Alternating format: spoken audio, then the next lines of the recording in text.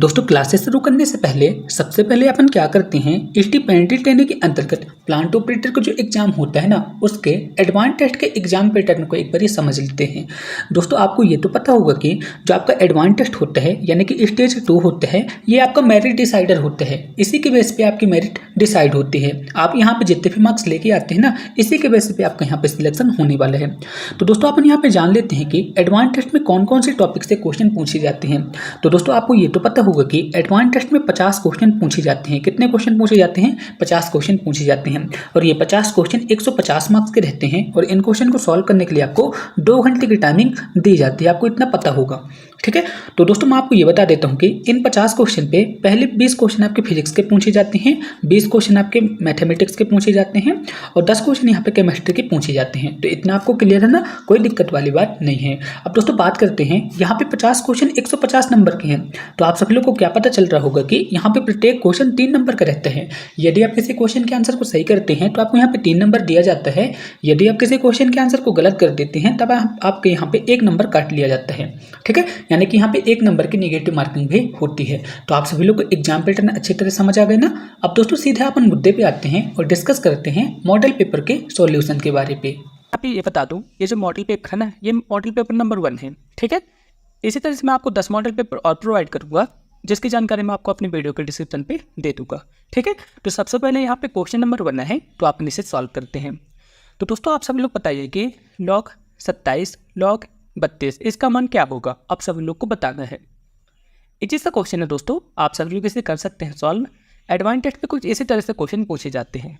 तो चलिए इसे अपन सॉल्व करते हैं। होपफुली आप सभी लोगों ने इसे सॉल्व करने की कोशिश की होगी, ठीक है। तो आप उनसे इसे सॉल्व करते हैं, आप सभी लोग वीडियो को ध्यान से देखिएगा।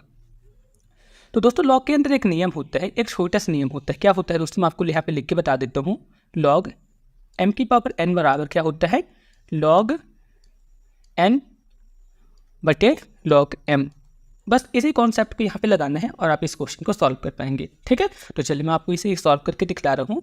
तो दोस्तों यहाँ पे क्या लिखा है, log 27 लिखा। तो सबसे पहले हमने log 27 लिख दिया, ठीक है। इसी हिसाब से यहाँ पे क्या होगा दोस्तों, जैसे m वाली पावर है तो ये नीचे गई है, ठीक है, और n वाली पावर ऊपर है। तो सबसे पहले हमने log n की जगह क्या लिख दिया, 27 लिख दिया, और n की जगह अपन यहाँ पे हम क्या लिखेंगे, log 9 लिखेंगे, ठीक है। इतना तो आप सभी लोग को समझ आया ना। इसी तरह से log 32 के लिए भी इसी तरह से करेंगे दोस्तों, log 32 और यहाँ पे हमने लिख दिया log 8, ठीक है। कोई दिक्कत नहीं है, ठीक है। अब दोस्तों अपन यहाँ पे क्या करते हैं, जैसे log यहाँ पे 27 लिखे ना, log 27 को अपन क्या लिख सकते हैं, 3 की पावर 3, इस तरह कर सकते हैं। कोई दिक्कत है ना, कोई दिक्कत नहीं। अब यहाँ पे log 9 को अपन क्या लिख सकते हैं, 3 की पावर 2, ठीक है। समझ आया ना दोस्तों।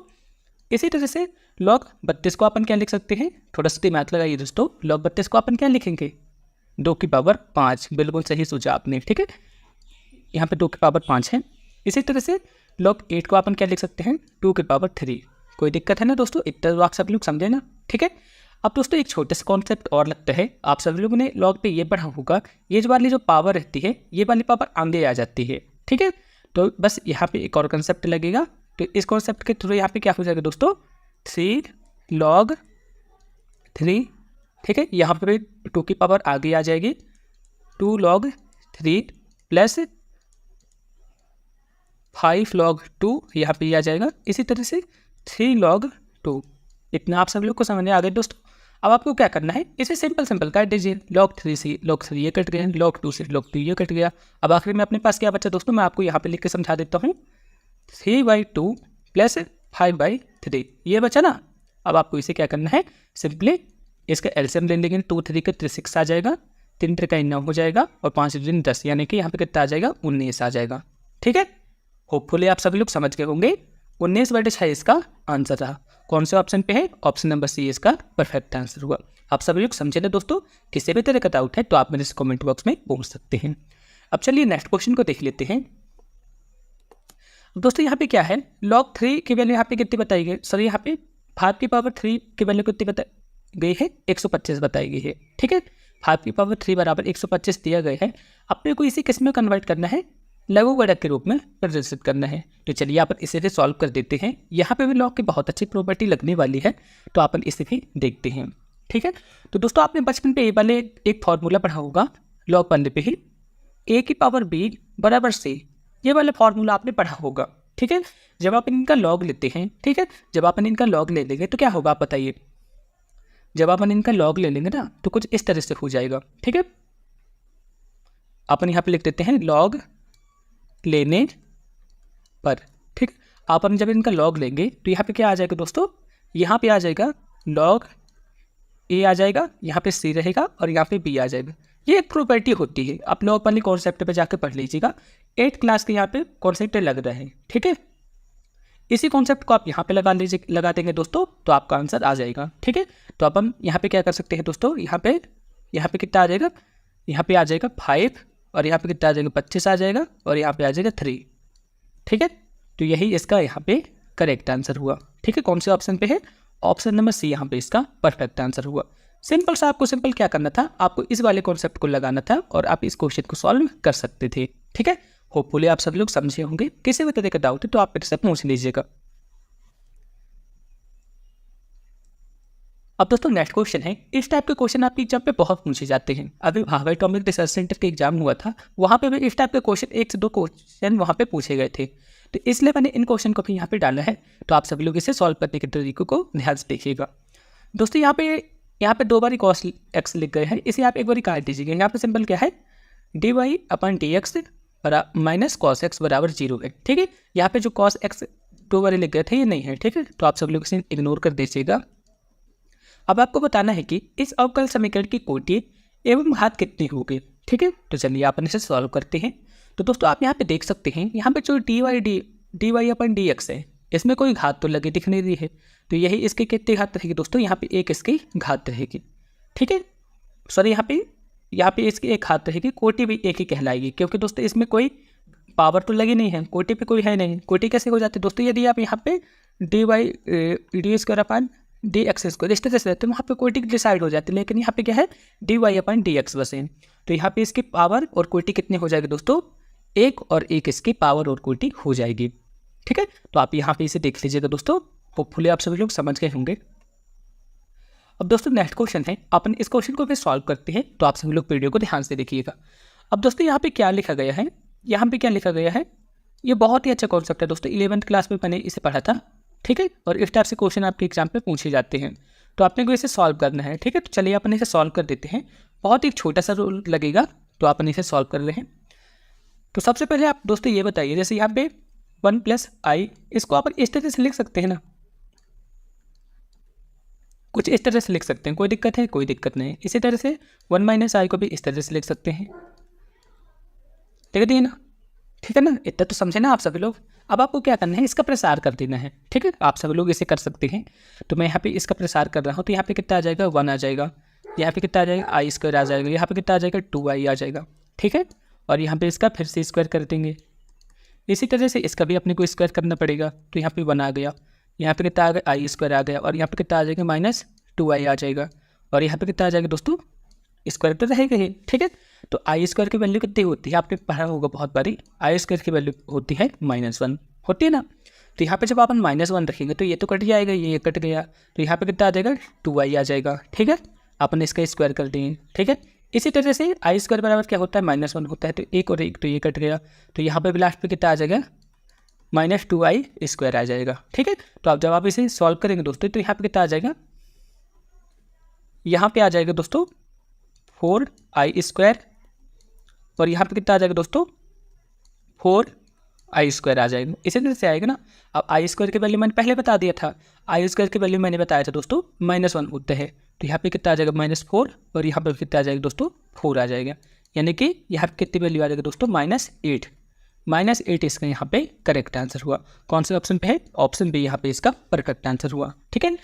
इतना तो आप सभी लोग समझ गए ना दोस्तों। यहाँ पे मैंने कुछ नहीं किया, बस इसका प्रसार कर दिया, बस इतना ही मैंने किया है दोस्तों। यहाँ पे मैं जो सॉल्यूशन करा रहा हूँ, इसके PDF भी मैं आपको अपनी टेलीग्राम पर प्रोवाइड करा दूंगा, तो आप वहाँ से जाके इसे डाउनलोड कर लीजिएगा। अब दोस्तों यहाँ पे क्वेश्चन नंबर 5 है, आप इस क्वेश्चन को भी सॉल्व करते हैं।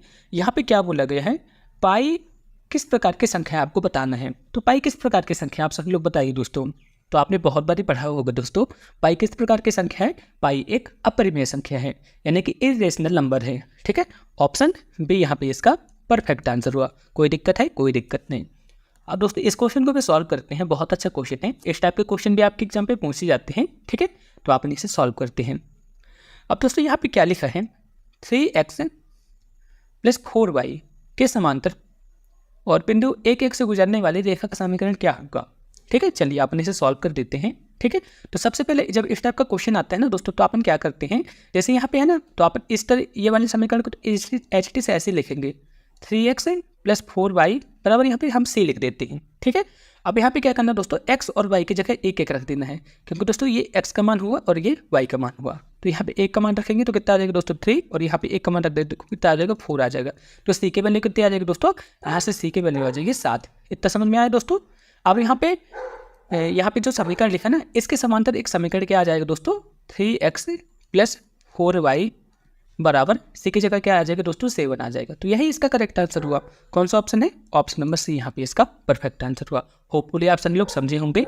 यदि आपको समझ नहीं आ रहा है ना, तो आपको क्या करना है, आप NCERT के 11th वाले बुक को एक बार रीड कर लीजिएगा मैथ की, तो वहाँ पे आप उसे देख सकते हैं कॉन्सेप्ट को, ठीक है। मैं यहाँ पे मॉडल पेपर को सॉल्व करा रहा हूँ, ठीक है। पूरा सिलेबस तो पढ़ा दे रहा हूँ मैं कि 11th का क्या होता है, 12th का क्या होता है, उसमें बहुत टाइम लग जाएगा। इसलिए यहाँ पे मैं कॉन्स्टेंट बता दिया हूँ कि इस टाइप से क्वेश्चन वहाँ पे पूछे जाते हैं। ये एक डेमो क्वेश्चन है जो कि आपके एग्जाम पे पूछे जाते हैं। तो आपको क्या करना है, इन क्वेश्चन को देख के अपने टॉपिक को वहाँ से कंप्लीट कर लेना है। NCERT से पढ़िएगा आप सब लोग, ठीक है। ये वाले क्वेश्चन को तो आप सब लोग समझ गए ना, कॉन्सेप्ट को तो आपको बताया है। I बराबर क्या होता है, -1 का अंडर रूट होता है, ठीक है। तो अपन इसे कैसे लिख सकते हैं दोस्तों, इसे अपन लिख सकते हैं इस क्वेश्चन को 2 + 3i इस तरह से लिख सकते हैं, क्योंकि i की वैल्यू कितनी होती है, i की वैल्यू होती है -1, कोई दिक्कत वाली बात नहीं। अब अपने को क्या करना है, इसका मॉडुलस निकालना है। तो मॉडुलस जब अपन इसका निकालेंगे ना, तो इसका स्क्वायर हो जाता है, ठीक है। तो जब अपन इसका स्क्वायर करेंगे तो इस तरह कितना आ जाएगा दोस्तों, यहाँ पे मैं इस तरह से कर देता हूँ, आप कन्फ्यूज हो जाएंगे, ठीक है ना। इस तरह से हो जाएगा, मैंने गलत लिख दिया था वहाँ पे, सॉरी उसके लिए, ठीक है। क्योंकि इस तरह से ही रहेगा, क्योंकि मैंने अंडर रूट को ध्यान नहीं दे पाया था। कुछ इस तरह से हो जाएगा, सिर्फ -1 को छिपाने के लिए यहाँ पे मैंने i का यूज किया है, ठीक है। तो यहाँ पे जब अपन इसके स्क्वायर करेंगे तो यहाँ पे कितना आ जाएगा दोस्तों, 4 आ जाएगा, ठीक है। √3 का स्क्वायर करेंगे तो कितना आ जाएगा दोस्तों, √3 का स्क्वायर करेंगे तो 3 आ जाएगा। लेकिन दोस्तों i का स्क्वायर करेंगे तो i का स्क्वायर कितना होता है, -1 होता है। तो यहाँ पे कितना आ जाएगा, यहाँ पे -3 आ जाएगा, और यहाँ पे ये रूट रहेगा। तो यहाँ पे कितना आ जाएगा दोस्तों, यहाँ पे एक इसका परफेक्ट आंसर हुआ, ठीक है। एक कौन सा ऑप्शन पे है, ऑप्शन नंबर ए यहाँ पे इसका परफेक्ट आंसर होगा। यहाँ पे मैं लिख देता हूँ i² बराबर कितना होता है, i² बराबर होता है -1, ठीक है। कोई दिक्कत वाली बात नहीं है, कोई भी टेंशन हो तो आप मेरे को कमेंट बॉक्स में बता सकते हैं। इतना समझ गए होंगे। अब दोस्तों नेक्स्ट क्वेश्चन है, आपको बताना है कि 5x⁴ का अवकलन क्या होगा, इसको आपको बताना है, ठीक है। तो चलिए आप इन्हें सॉल्व कर देते हैं। तो यहाँ पे क्या होगा दोस्तों, अपने को x के सापेक्ष अवकलन करना है, तो ठीक है। तो अपन इसे सॉल्व भी कर रहे हैं। तो सबसे पहले तो अपन 5 को बाहर कर लेते हैं, क्योंकि 5 से कोई लेना देना है नहीं। अब यहाँ पे कितना आ जाएगा, d/dx और x⁴ आ जाएगी। अब अपने को अवकलन करना है, तो यहाँ पे क्या होगा दोस्तों, सबसे पहले 4 यहाँ पे आ जाएगा, 4, और यहाँ पे कितना आ जाएगा, x⁴ -1, x⁴ -1 ये रहेगा, ठीक है। तो यहाँ पे कितना आ जाएगा, मैं फिर से लिख देता हूँ, 5 × 4 x⁴ -1 यानी कितना आ जाएगा, 3 आ जाएगा। तो 5 को 20 और x⁴ कौन से ऑप्शन पे दिया हुआ है, ऑप्शन नंबर सी यहाँ पे इसका परफेक्ट आंसर हुआ। इतना आप सभी लोग समझ गए हो। तो बेसिक से प्रॉपर्टी है, आपने कई बार पढ़ा होगा, ठीक है। जैसे कि अपन एक यहाँ पे मैं कॉन्सेप्ट पे लिख देता हूँ, आपने पढ़ा होगा, वैसे मेरे को लिखने की जरूरत है नहीं। यहाँ पे जैसे ये वाला लिखा है, अपने को क्या करना है, a⁴x का अपने को n, इसका अपने को अवकलन निकालना है, ठीक है। तो यहाँ पे ऐसे क्या करेंगे अपन, a को तो कोई कॉन्सेप्ट है नहीं,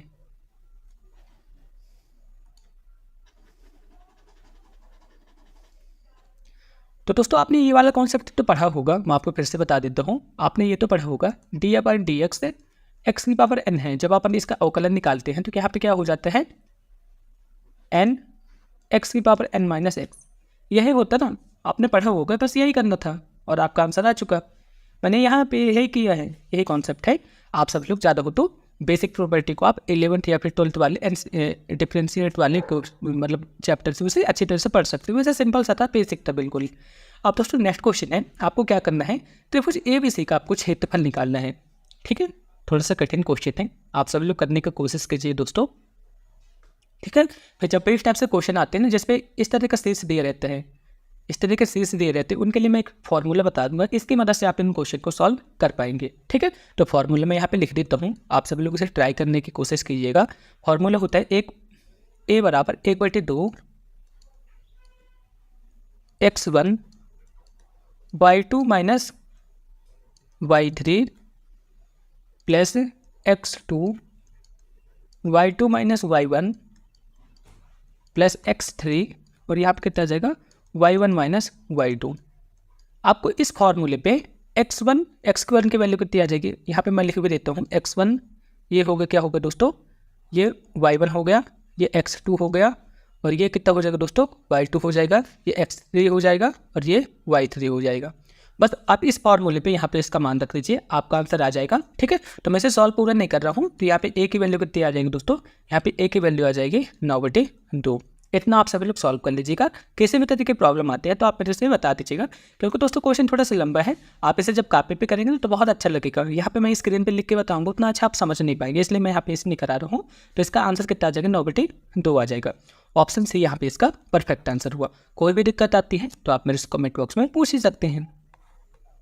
अब दोस्तों नेक्स्ट क्वेश्चन है, एक पेड़ की ऊंचाई उसकी छाया की लंबाई के बराबर है तो सूर्य का उन्नयन कोण क्या होगा, आपको बताना है। तो जब इस टाइप का क्वेश्चन आता है ना, यानी कि ऊंचाई पेड़ की लंबाई के बराबर है, तो यहाँ पे 45 अंश रहेगा। ये वाले क्वेश्चन करने की जरूरत भी नहीं है। ठीक है, क्योंकि दोस्तों यहाँ पे सिंपल से यही हुआ, आपने 10th में पढ़ा होगा कई बार। यहाँ पे जो पेड़ है इसकी लंबाई भी एक है, ये है। तो आप यहाँ पे जब 10 थीटा लगाएंगे तो यहाँ पे थीटा की वैल्यू 1 आएगी। तो थीटा की वैल्यू 1 किस मान पे रहती है, 45 अंश पे रहती है। वही क्वेश्चन पे पूछा गया था। ठीक है, आप इसे सॉल्व कर लीजिएगा, सिंपल सा था, याद भी कर सकते हैं, कोई दिक्कत वाली बात नहीं। अब दोस्तों यहाँ पे नेक्स्ट क्वेश्चन है, एक त्रिभुज में आपको बताना है कि cos a + b/2 की वैल्यू क्या होगी। अच्छा क्वेश्चन है, आप सभी लोग सॉल्व करने की कोशिश कीजिएगा, फिर मैं आपको बताता हूँ। तो चलिए अपन इसे सॉल्व कर लेते हैं। तो दोस्तों सबसे पहले तो आप मुझे ये बताइए कि त्रिभुज के तीनों कोणों का योग कितना होता है। त्रिभुज के तीनों कोणों का योग होता है 180 अंश। ठीक है, यहाँ पे मैं कोण ही लिखा हूँ, कोण ए, कोण बी, कोण सी, इनका वैल्यू कितने होते हैं, 180 अंश होते हैं। ठीक है, इतना तो आप सभी लोग को पता ना, कोई दिक्कत वाली बात नहीं। ठीक है, अब आपको क्या करना है, a + b अपन c का यहाँ तरफ पक्षांतर कर देंगे तो 180 - 1 हो जाएगा, कोई दिक्कत वाली बात नहीं है। ठीक है, क्वेश्चन पे यही करना था, आपका आंसर आ चुका है। ठीक है, तो चलिए अपन यहाँ पे कर देते हैं। जैसे यहाँ पे a + b/a लिखा ना, आपको यहाँ पे इसकी जगह ये लिख देना है। तो यहाँ पे कितना आ जाएगा, तो cos यहाँ पे आ जाएगा 180 - c/2, ये आ जाएगा। ठीक है, और अपन इसे कैसे लिख सकते हैं दोस्तों, यहाँ पे अपन इसे लिख सकते हैं cos 180/2 - c/2, इस तरह से कर सकते हैं ना। तो यहाँ पे कितना आ जाएगा, cos 90 - c/2। दोस्तों आसपास मेरे कुत्ते भौंकने की आवाज़ आ रही होगी, तो आप उसे इग्नोर कीजिएगा, ये बगल पे रहता है, वही शैतानी करता रहता है, तो आप उसे इग्नोर कीजिएगा। तो यहाँ पे बताइए दोस्तों इसका करेक्ट आंसर क्या हो जाएगा। cos 90 - थीटा कितना होता है, sin थीटा होता है। ठीक है, cos 90 - थीटा क्या होता है दोस्तों, sin थीटा होता है। ठीक है, यहाँ पे मैं लिख देता हूँ cos 90 - थीटा बराबर कितना होता है, sin थीटा होता है। ठीक है, तो यहाँ पे कितना जाएगा दोस्तों, sin c/2। कौन सा ऑप्शन पे है, ऑप्शन सी यहाँ पे इसका परफेक्ट आंसर हुआ। कोई दिक्कत वाली बात है, मैंने आपको समझा दिया ना, यहाँ पे sin c/2 इसका करेक्ट आंसर हुआ।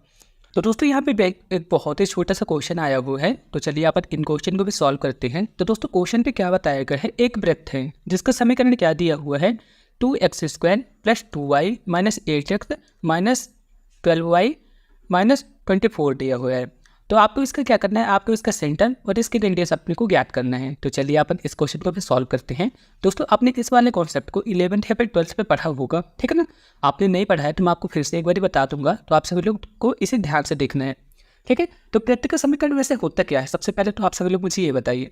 तो एक वृत्त का समीकरण होता है, आपने पढ़ा होगा x - a का स्क्वायर प्लस y - b का स्क्वायर प्लस, और यहाँ पे रेडियस इसकी रहती है। ठीक है, रेडियस इसकी यही रहती है। ठीक है, तो चलिए अपन इसे सॉल्व कर देते हैं। तो वीडियो को आप सभी लोग ध्यान से देखिएगा। तो सबसे पहले अपन क्या करते हैं, ये जो वृत्त का समीकरण है ना, इसमें अपन 2 का भाग लगा देते हैं। तो मैं यहाँ पे लिख के 2 का भाग लगा देता हूँ, बस आप सभी लोग वीडियो को ध्यान से देखिएगा और क्वेश्चन को समझिएगा।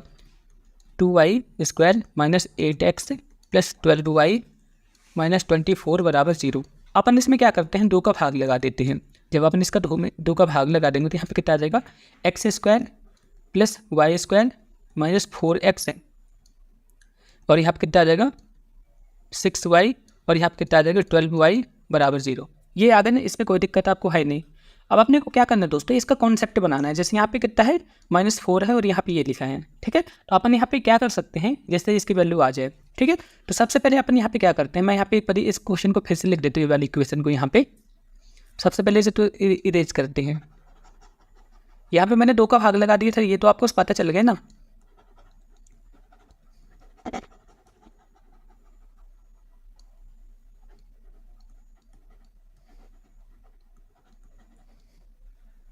तो इसे आप यहाँ पे कैसे बनाए थे, यहाँ पे आपने लिख दिए थे इसे x² + y², यहाँ पे -4x + -6y, और यहाँ पे कितना ले लिए थे 12 बराबर 0, ये लिखे थे, ठीक है।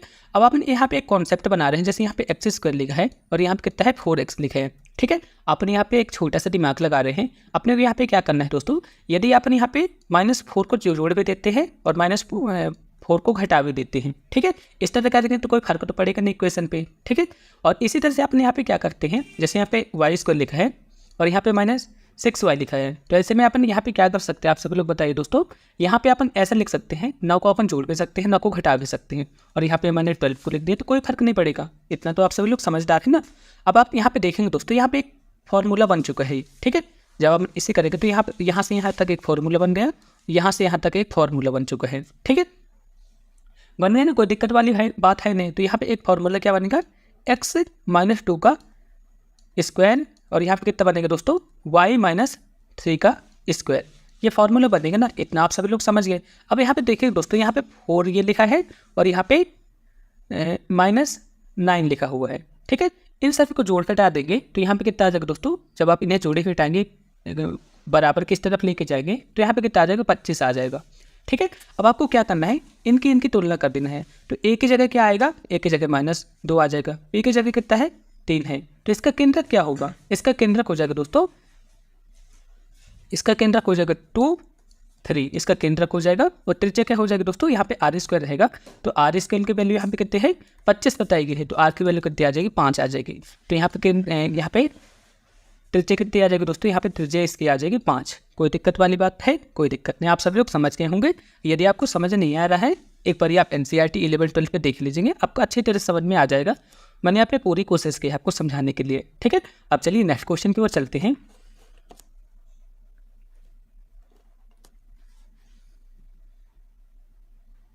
अब दोस्तों यहाँ पे नेक्स्ट क्वेश्चन है, इसका माध्यक 3 दिया हुआ है, तो इसका अपने को माध्य बताना है। तो यहाँ पे माध्यक दिया है, यानी कि एवरेज दिया हुआ है। तो चलिए अपन इसे सॉल्व कर देते हैं। तो सबसे पहले अपने को क्या करना है, यहाँ पे इसे जोड़ देना है। 1 + 2 + x + 4 + 5। यहाँ पे कितनी डाटा दी हुई है, 5 दी हुई है, और इनकी वैल्यू यहाँ पे कितनी बताई गई है, 3 बताई गई है, ठीक है। बस आप इसे जोड़ घटा दीजिए, आपका x की वैल्यू आ जाएगी। तो अपने को यहाँ पे क्या करना है दोस्तों, x की वैल्यू को फाइंड करना है ना। तो यहाँ पे कितना आ जाएगा, 5 × 15 आ जाएगा, -9 × 13, सॉरी यहाँ पे 9 आ जाएगा, 5 × 4 9, 9 2 11, 1 12 आ जाएगा, ठीक है। यहाँ पे इसे घटा देंगे तो x की वैल्यू कितनी आ जाएगी, 3 आ जाएगी, ठीक है। इतना तो आप सभी लोग समझ गए, ठीक है। आप इसे सॉल्व कर लीजिएगा, x की वैल्यू कितनी आ जाएगी, 3 आ जाएगी। कोई दिक्कत हो तो आप मेरे से कमेंट बॉक्स में पूछ लीजिएगा। अब दोस्तों नेक्स्ट क्वेश्चन की ओर चलते हैं।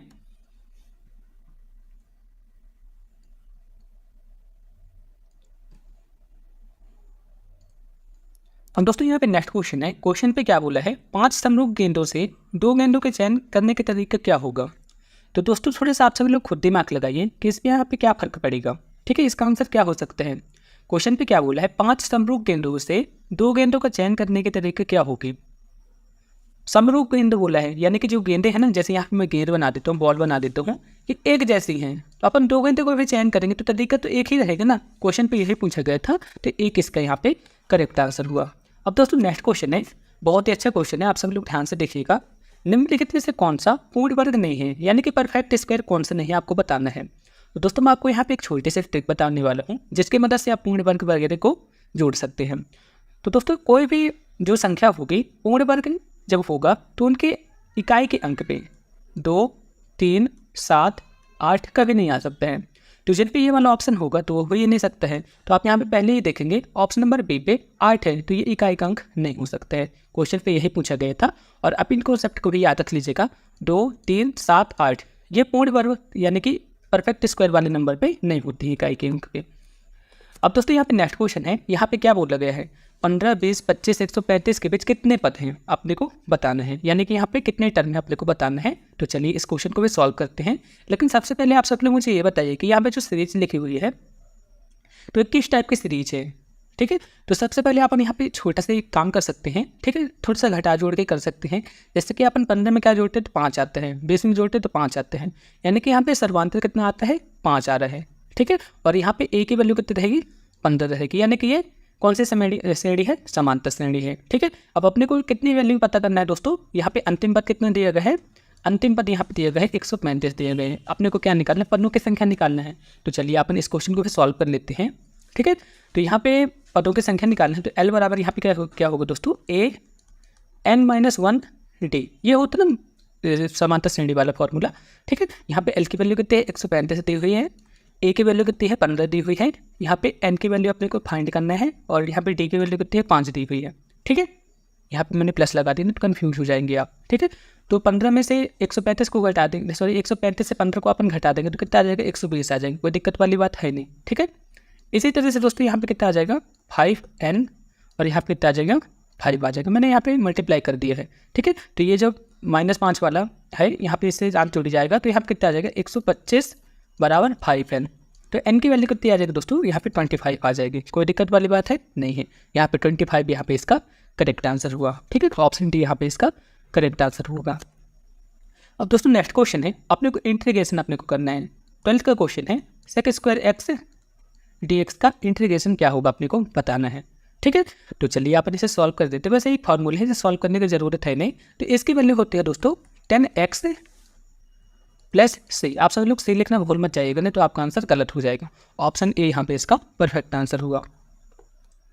अब दोस्तों नेक्स्ट क्वेश्चन है, बहुत ही अच्छा क्वेश्चन है। आप सब लोग इस क्वेश्चन को सॉल्व करने की सोचिए, यहाँ पे इसका करेक्ट आंसर क्या आ सकते हैं। ठीक है, तो अपन इसे सॉल्व करेंगे।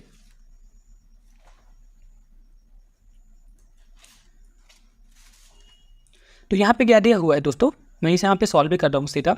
यहाँ पे क्या अपन सबसे पहले ये वाली टर्म को सॉल्व करेंगे। तो यहाँ पे इसे लिख सकते हैं 64 / 4। ठीक है, माइनस यहाँ पे कितना जाएगा 6 आ जाएगा। इसी तरह से बटे पे दिया हो तो कोई दिक्कत वाली बात नहीं है। 82 - 80 इस तरह से लिख सकते हैं। ठीक है, अब यहाँ पे कितना हो जाएगा दोस्तों, यहाँ पे कितने बारी में कटेगा 16 बारी में कटेगा। तो 16 में से अपन 6 घटा देंगे तो कितना आ जाएगा 10 आ जाएगा, और यहाँ पे कितना आ जाएगा 2 आ जाएगा। तो यहाँ पे इसकी वैल्यू कितनी आ जाएगी 5 आ जाएगी। ऑप्शन बी यहाँ पे इसका परफेक्ट आंसर हुआ।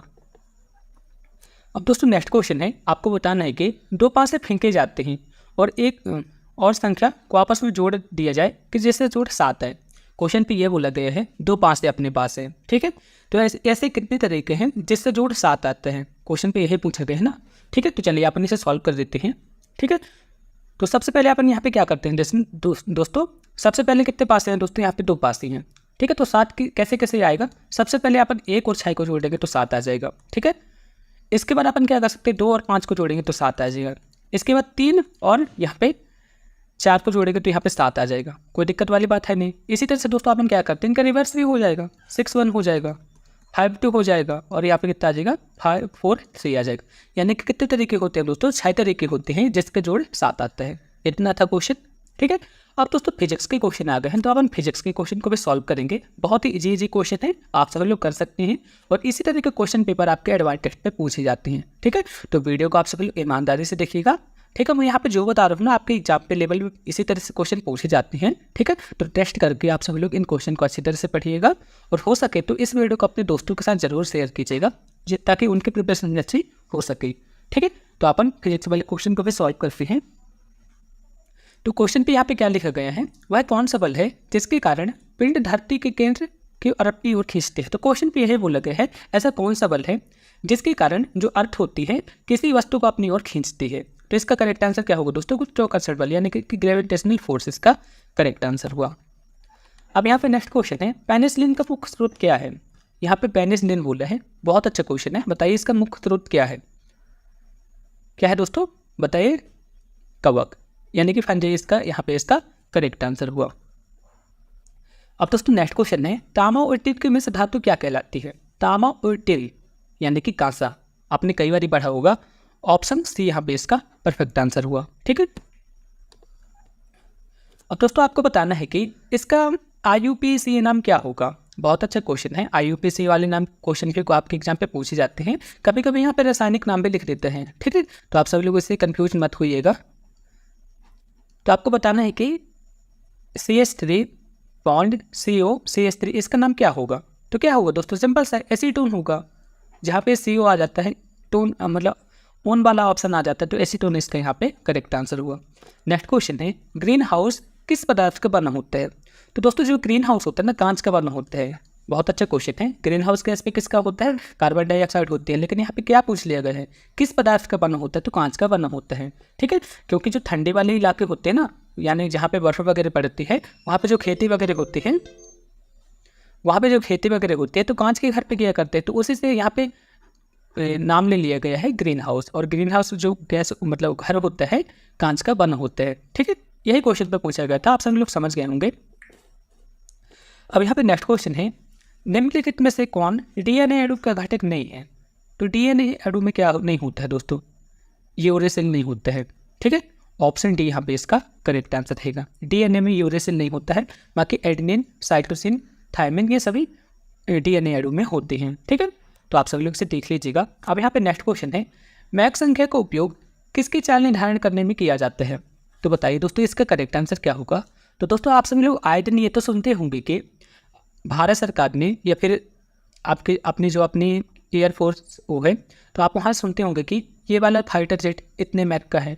तो मैक किसका यूज करते हैं, जो एरोप्लेन वगैरह होते हैं ना, उसकी चाल निर्धारण करने के लिए मैक का यूज करते हैं। तो वही क्वेश्चन पे पूछा गया था। किसी वाहन की गति मापक यंत्र क्या बताता है उसकी। तो किसी वाहन की गति मापक यंत्र उसकी क्या बताता है दोस्तों, ताक्षणिक चाल बताते हैं। ऑप्शन बी यहाँ पे इसका करेक्ट आंसर हुआ। नेक्स्ट क्वेश्चन है, निम्नलिखित में से सदिश राशि कौन सी है, यानी कि वेक्टर क्वांटिटी कौन सी है। तो दोस्तों आप सभी लोग वेग देखेंगे, वेग जो है तो एक वेक्टर क्वांटिटी है, यानी कि सदिश राशि है, ठीक है। द्रव्यमान हो गया, समय हो गया, लंबाई हो गया, ये अदिश राशि है। तो आप सभी लोग इसे देख लीजिएगा। तो दोस्तों यहाँ पे क्वेश्चन पे क्या बोला गया था, रेडियोधर्मी तत्व किसका उत्सर्जन नहीं करते हैं। तो बताइए दोस्तों इसका परफेक्ट आंसर क्या हो सकता है। ये सा क्वेश्चन है, आप सभी लोग बता सकते हैं। इस क्वेश्चन को सोचने के लिए दोस्तों मैं आपको 5 सेकंड की टाइमिंग देता हूँ। आप सभी लोग सोचिए और इस क्वेश्चन के आंसर को बताइए। तो दोस्तों इसका परफेक्ट आंसर रहेगा, जो रेडियोधर्मी तत्व होते हैं ना, प्रोटॉन का उत्सर्जन नहीं करते। बहुत अच्छा क्वेश्चन था, आप सभी लोग इसे नोट कर लीजिएगा या फिर स्क्रीनशॉट भी ले सकते हैं, ठीक है। प्रोटॉन इसका परफेक्ट आंसर हुआ। अब दोस्तों नेक्स्ट क्वेश्चन है, 11 वोल्ट के विभवांतर वाले दो बिंदुओं के बीच 5 कूलाम के आवेश को स्थानांतरित करने में किया गया कार्य कितना होगा। आप सभी लोग को बताना है कि इसका करेक्ट आंसर क्या होगा, ठीक है। तो चलिए अपन इस क्वेश्चन को भी सॉल्व करते हैं। बहुत अच्छा क्वेश्चन है, आप सभी लोग ने पढ़ा होगा कई बार। तो सबसे पहले तो आप मुझे ये बताइए कि विभवांतर मतलब होता क्या है। तो विभवांतर का मैं यहाँ पर फॉर्मूला लिख देता हूँ। फॉर्मूला तो नहीं लिख रहा हूँ, आप सभी लोग को डेफिनेशन ही बता रहा हूँ। विभवांतर बराबर क्या होता है, किया गया कार्य बटे आवेश, यही होता ना। यहाँ पे मैं आवेश लिख दिया, आवेश, ठीक है, यही होता है ना। अब अपने को विभवांतर तो दिया हुआ, विभवांतर कितना दिया गया है, 11 वोल्ट दिया गया है, और आवेश कितना दिया गया है, 5 वोल्ट दिया, 5 कूलाम दिया गया है। बस आपको इसका मल्टीप्लाई कर देना है, आपका आंसर आ जाएगा। तो जब इसका कार्य निकालेंगे तो कार्य कितना आ जाएगा दोस्तों, विभवांतर इंटू आवेश, यही आ जाएगा ना। यहाँ पे मैं सीधा सीधा लिख देता हूँ। यहाँ पे कितना आ जाएगा, 11 इंटू 5, तो यहाँ पे कितना आ जाएगा दोस्तों, 55 जूल। कोई दिक्कत वाली बात है, कोई दिक्कत नहीं। यहाँ पे 55, यहाँ पे इसका परफेक्ट आंसर हुआ। नेक्स्ट क्वेश्चन है, कार्य शून्य होने की स्थिति में विस्थापन और लगाए गए बल के बीच कोण कितना होता है। अब यहाँ पे क्या बोला है, कार्य शून्य हो रहा है, तो ऐसे में जो अपना कोण रहेगा कितना होगा, आपको ये बताना है। तो यहाँ पे शून्य होगा दोस्तों, 90 अंश होगा, यही होगा ना। जब अपन किसी वस्तु को सर पे रख के कहीं भी जाते हैं तो कार्य शून्य होता है, ठीक है। तो आप यहाँ पे देख सकते हैं ऑप्शन सी यहाँ इसका परफेक्ट आंसर रहेगा, ठीक है। अब दोस्तों यहाँ पे नेक्स्ट क्वेश्चन है, वायु में ध्वनि का वेग कितना होता है।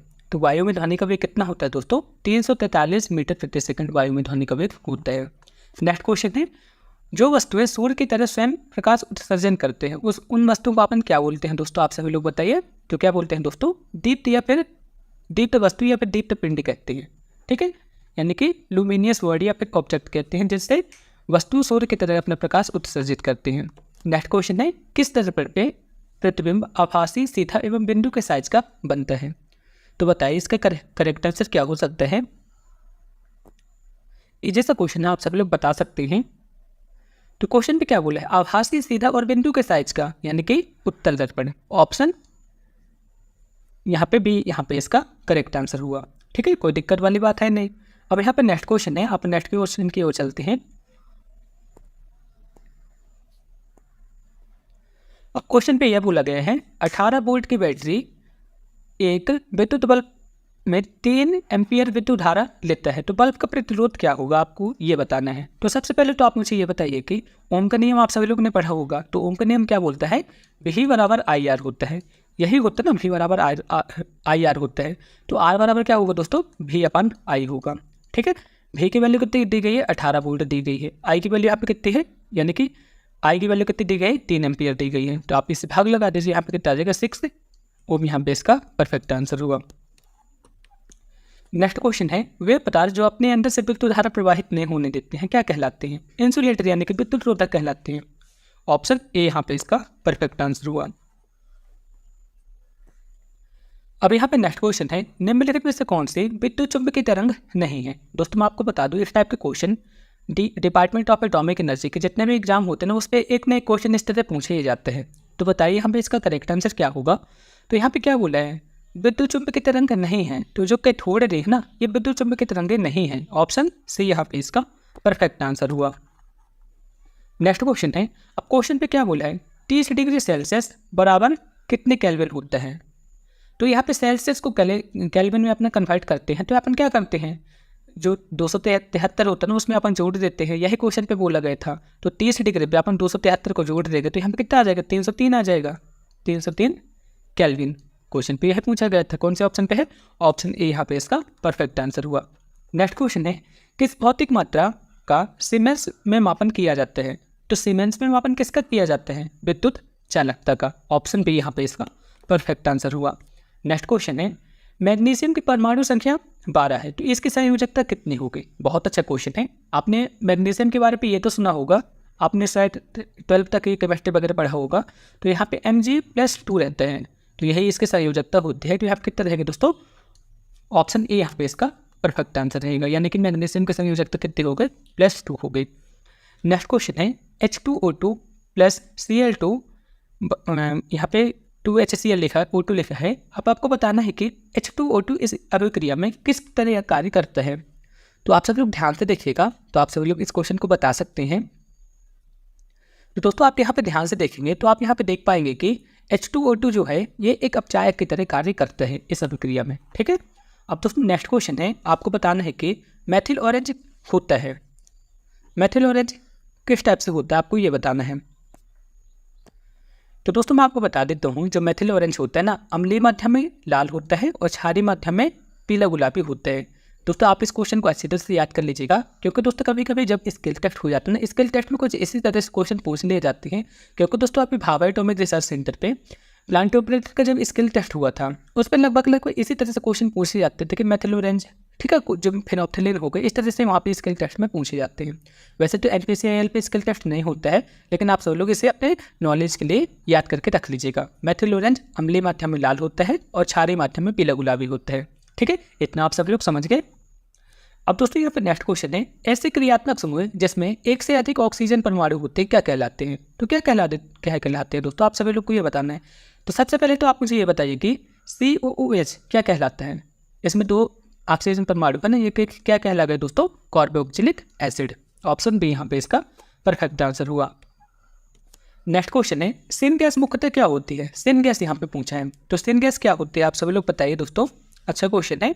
तो सिन गैस क्या होती है दोस्तों, CO+H2, यानी कि ये होती है सिन गैस। कौन से ऑप्शन पे है, ऑप्शन सी यहाँ पे इसका परफेक्ट आंसर होगा, यानी कि कार्बन मोनोऑक्साइड और हाइड्रोजन के मिश्रण को अपन क्या बोलते हैं, सिन गैस बोल देते हैं। ठीक है, अब यहाँ पे नेक्स्ट क्वेश्चन की ओर चलते हैं। नेक्स्ट क्वेश्चन है, निम्नलिखित में से कौन सा विटामिन जल में विलय होता है। तो साहब आप सभी लोग देखे होंगे, विटामिन सी नींबू में पाया जाता है, ये जल में विलय होता है, कोई दिक्कत वाली बात नहीं। ठीक है, ऑप्शन सी यहाँ पे इसका परफेक्ट आंसर हुआ। और कभी कभी क्वेश्चन पे ये भी पूछ लेता है कि विटामिन ए का स्रोत क्या है, तो आप सभी लोग उसे देख लीजिएगा। गाजर, मूली, ये तरह पूछ लिया जाता है, तो आप उसे देख लीजिएगा। इसी तरह से दोस्तों ये भी पूछा जाता है कि ऐसी कौन से विटामिन है जिसे गर्म करने पे विटामिन नष्ट हो जाती है। तो विटामिन सी ही उसका परफेक्ट आंसर होगा। नेक्स्ट क्वेश्चन है, जब हवा की गति बढ़ जाती है तो दाब क्या होता है? जब हवा की गति बढ़ जाती है तो दाब में क्या फर्क पड़ता है दोस्तों? दाब घट जाता है। ठीक है, ऑप्शन ए यहाँ पे इसका परफेक्ट आंसर हुआ। नेक्स्ट क्वेश्चन है, अधिकतर चट्टानों एवं खनिजों में किस तत्व की बहुलता होती है? तो चट्टान खनिज में किस तत्व की बहुलता होती है दोस्तों सबसे ज़्यादा? तो सिलिकॉन की होती है। ठीक है, ऑप्शन ए यहाँ पे इसका परफेक्ट आंसर हुआ। नेक्स्ट क्वेश्चन है, किस अंग के दोषपूर्ण कार्य करने से मधुमेह हो जाते हैं? यहाँ पे क्या बोला दोस्तों? मधुमेह यानी कि डायबिटीज किस अंग के कारण हो जाता है दोस्तों? अग्नाशय यानी कि पेनक्रिएज के कारण इसका हो जाता है। तो ऑप्शन डी यहाँ पे इसका परफेक्ट आंसर हुआ। होपफुली दोस्तों मैंने इस मॉडल पेपर पे मैंने आपको जो 50 क्वेश्चन कंप्लीट कराए हैं आपको अच्छी तरह से समझ में आ गए होंगे। फिर भी आपके मन पे इन क्वेश्चन को लेकर किसी भी तरह का डाउट है ना, तो आप मेरे को कमेंट करके पूछ सकते हैं, मैं आपका रिप्लाई जरूर दूंगा। और दोस्तों आप सब लोग से एक छोटी सी रिक्वेस्ट और है, यदि आप चैनल पर पहली बार ही आए हैं तो प्लीज़ चैनल को सब्सक्राइब कर दीजिएगा और इस वीडियो को अपने दोस्तों में शेयर जरूर कीजिएगा। ठीक है, आप मेरे को इंस्टाग्राम, फेसबुक, टेलीग्राम, व्हाट्सएप सभी पे फॉलो कर सकते हैं। मेरी सारी चीज़ों की लिंक डिस्क्रिप्शन बॉक्स में दी हुई है।